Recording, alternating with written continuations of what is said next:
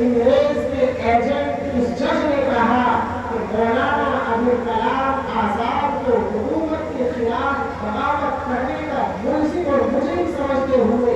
قید بامشقت ان کو قید خانے کے اندر ڈال دیا جاتا ہے۔ چنانچہ مولانا ابوال کلام آزاد جو بھی 4-5 سال نظر بند کر دیے گئے تھے رانچی کے اندر، اب وہ قید خانے کے اندر پڑے ہیں 1922 کے اندر۔ اس کے بعد 1930 کے اندر بھی مولانا ابوال کلام آزاد کو گرفتار کیا گیا، قید کے اندر ڈال دیا گیا۔ مولانا ابوال کلام آزاد کو 1940 کے اندر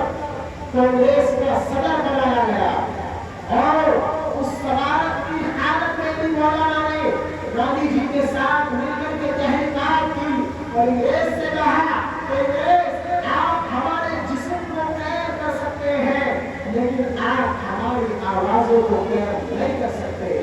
آپ ہمارے اخبار پر بین لگا سکتے ہیں لیکن ہمارے ہاتھ سے لکھنے والے قلم پر آپ بین نہیں لگا سکتے۔ چنانچہ وہ وقت آیا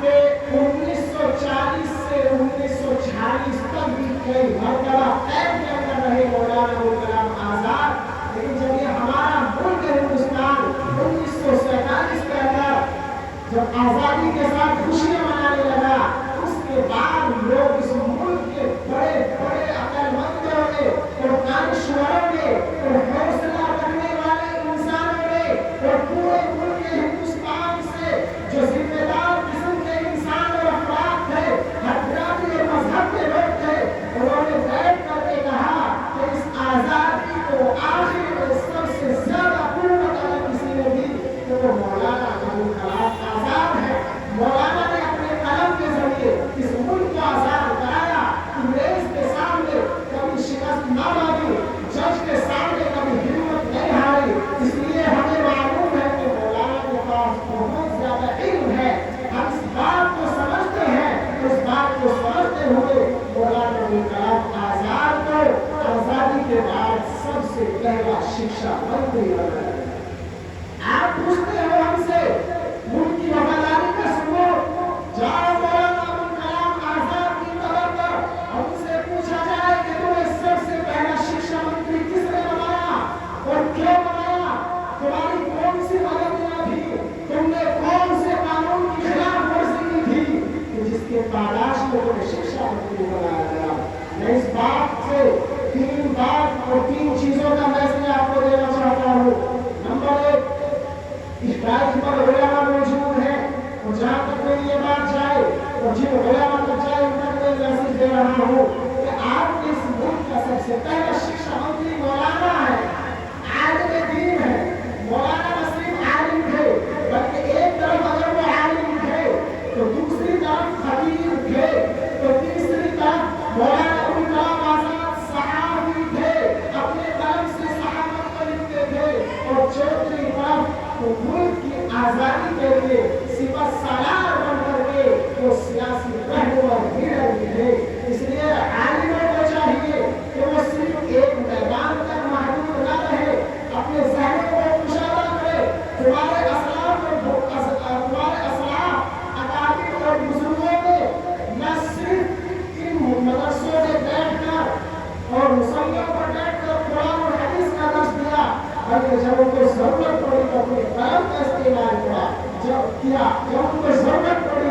تو انگریزوں کی قید خانوں میں مدفون ہو کر اور قتل ہو کر اور قید رہ کر کے انہوں نے اپنی قلم کا استعمال کیا اور سیاسی رہنما اور لیڈروں کے ساتھ مل کر کے اور کاندھے سے کاندھا ملا کر گاندھی جی کے ساتھ چل کر کے اس ملک کو آزاد کرایا۔ اس لیے میں اپنے علماء سے کہتا ہوں کہ آپ اپنے ذہنوں کو کشادہ کریں،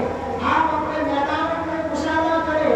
آپ اپنی عقلوں کو کشادہ کریں، آپ اپنے کانوں کو تھوڑا سا وسیع کریں۔ اور دوسری بات میں اپنے بچوں سے کہتا ہوں کہ میرے پیاروں عزیزوں، میں آپ کو ایک میسج دینا چاہتا ہوں۔ مولانا ابوال کلام آزاد کی جب عمر گلی ڈنڈے کی تھی اور گیم کی تھی اور کنچے کھیلنے کی زندگی تھی، اس وقت مولانا ابوال کلام آزاد اپنا اخبار خود چلا رہے تھے۔ آپ سے میں درخواست کرتا ہوں کہ آپ شکشا میں محنت کریں، آپ تعلیم میں محنت کریں۔ اگر آپ ایک طرف عالم دین ہو، آپ کے سینے میں قرآن اور حدیث ہو، اور دوسری طرف آپ کے پاس انگریزی